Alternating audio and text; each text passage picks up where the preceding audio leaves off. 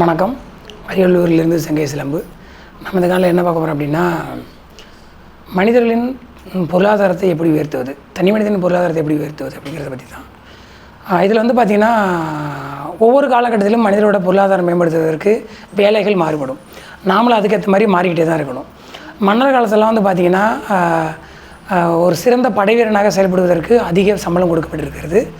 அடுத்து வந்து பார்த்திங்கன்னா, அந்த மன்னர் காலங்களில் படித்த பேராற்றல் கொண்டவர்களுக்கு வருமானம் அதிகம் கிடச்சிருக்குது. அந்த மாதிரி ஒரு காலம் இருந்தது. திரும்ப சுதந்திரம்லாம் அடைஞ்ச பிறகு பார்த்திங்கன்னா, இந்தியாவில் முதல்ல பார்த்திங்கன்னா அதே மாதிரி தான், படித்தவங்களுக்கு எப்போதுமே அரசு வேலை கிடைக்கும். அடுத்தது பார்த்திங்கன்னா, விவசாயம் செய்யக்கூடிய தொழில் செஞ்சவங்களுக்கு நல்ல வருமானம் கிடச்சிது. ஒரு சுதந்திரம் வாங்கி ஒரு 20-30 வருஷம் அந்த மாதிரி தான் இருந்துச்சு. அதுக்கப்புறம் எப்படி பொருளாதாரம், தனி மனித பொருளாதாரம் மாறுது அப்படின்னா, படித்து அரசு வேலைக்கு போகிறாங்கள தொடர்ந்து 2-3 தலைமுறையாக, அவங்க குடும்ப பொருளாதாரத்தில் மேம்பட்டு இருந்துச்சு. இப்போ வந்து பார்த்திங்கன்னா, படிச்சுட்டு வெளிநாடுகளுக்கு சென்றால் அதிக பொருளாதாரம் கிடைக்கிற மாதிரி ஒரு கட்டமைப்பு இருக்குது.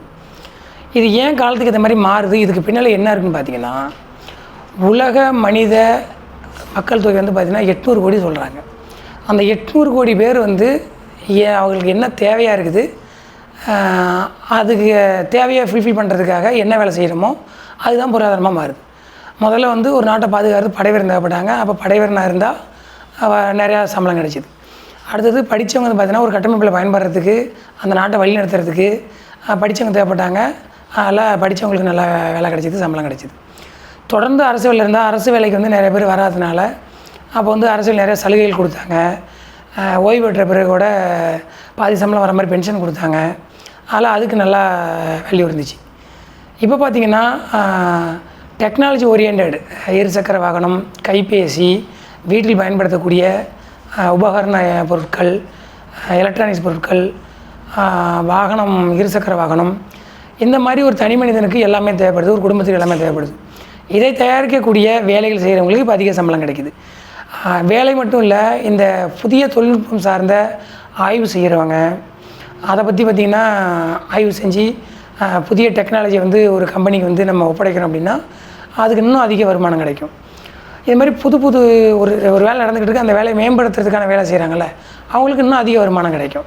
அதே மாதிரி ஒரு இடத்துல ஒரு பொருள் தயாரிக்கிறாங்க அப்படின்னா, அந்த தயாரிப்பு பொருளை இன்னும் கூட்டுறது. 100 பொருள் தயாரிக்கிற இடத்துல 200 பொருள் தயாரிக்கிறது. ஒரு காலத்தில் பார்த்திங்கன்னா ஹூண்டாய் கார் நிறுவனத்தில் ஒரு நாளைக்கு 100-200 கார் தான் பண்ணாங்க.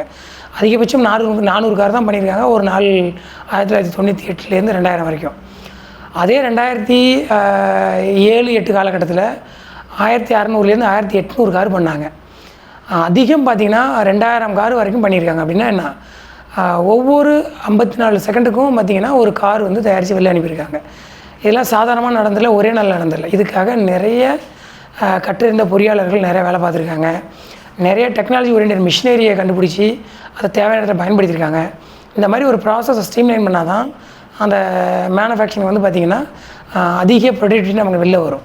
ஸோ அந்த மாதிரி தான் பார்த்திங்கன்னா நிறையா 52 வினாடியில் ஒரு கார் தயாரிக்கிறதுக்கான வேலைகள் நடந்திருக்குது. இந்த மாதிரி எந்த காலத்துக்கு என்ன தேவையோ அதற்கேற்ற மாதிரி நாமும் மாறிக்கொண்டே போனால் இந்த காலத்தில் பொருளாதாரம் இருக்கக்கூடிய மனிதராக, இயல்பான மனிதராக வாழவில்லை என்றால் ஏழ்மையாகவே வாழ வேண்டிய சூழல் இருக்கும். காலத்துக்கு ஏற்ற படிப்பு படியுங்கள், காலத்துக்கு ஏற்ற வேலைகளை செய்யுங்கள், பொருளாதாரத்தில் தண்ணீர் அடையுங்கள். நன்றி.